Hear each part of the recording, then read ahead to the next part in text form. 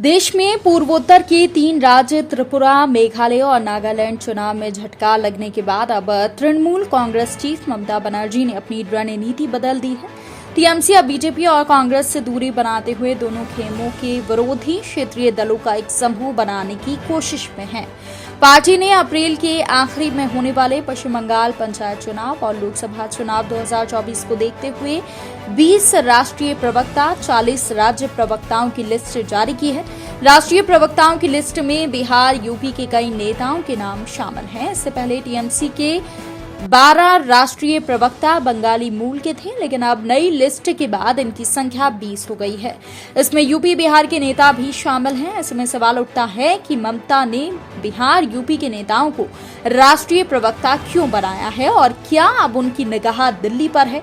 UP, Bihar के नेताओं को राष्ट्रीय प्रवक्ता बनाने को लेकर टीएमसी के एक नेता ने कहा कि प्रवक्ताओं की जरूरत इसलिए है क्योंकि सत्तारूढ़ पार्टी टीएमसी के खिलाफ एमएससी स्कैम और पशुओं की तस्करी को लेकर प्रोपेगेंडा चला रही है। ये प्रोपेगेंडा एकजुट विपक्ष यानी कि बीजेपी और सीपीआई-एम और कांग्रेस के द्वारा चलाया जा रहा था।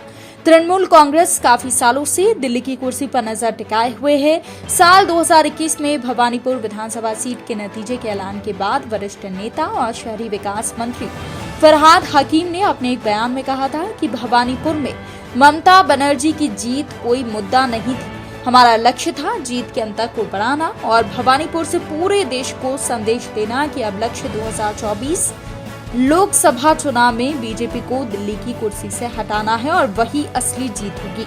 टीएमसी नेता की इस टिप्पणी ने पार्टी और मुख्यमंत्री ममता बनर्जी के एजेंडे को साफ कर दिया था।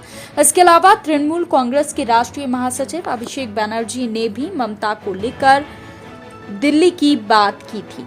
ममता बनर्जी ने हाल ही में कहा कि वो 2024 में अकेले चुनाव लड़ेंगी। बंगाल में कांग्रेस, लेफ्ट और बीजेपी का अनैतिक गठबंधन है, इसलिए 2024 लोकसभा चुनाव में आम जनता के साथ गठबंधन करेंगे। साथ ही कहा कि जो लोग बीजेपी को हराना चाहते हैं वो टीएमसी को जरूर वोट देंगे।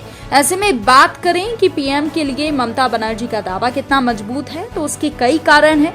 साल 2021 में हुए बंगाल चुनाव के बाद ममता बनर्जी की छवि प्रधानमंत्री नरेंद्र मोदी और बीजेपी से सीधे लड़ाई लड़ने वाले मुख्यमंत्री की बन गई। उन्हें केंद्र और राज्य की राजनीति का अनुभव है। वो केंद्र में नरसिम्हा राव, अटल बिहारी वाजपेयी और मनमोहन सिंह की सरकार में मंत्री भी रह चुकी हैं। वहीं अब विपक्षी पार्टियों में किसी एक चेहरे पर सहमति नहीं बनी है। ऐसे में ममता बनर्जी अपनी दावेदारी मजबूत करने की कोशिश में है।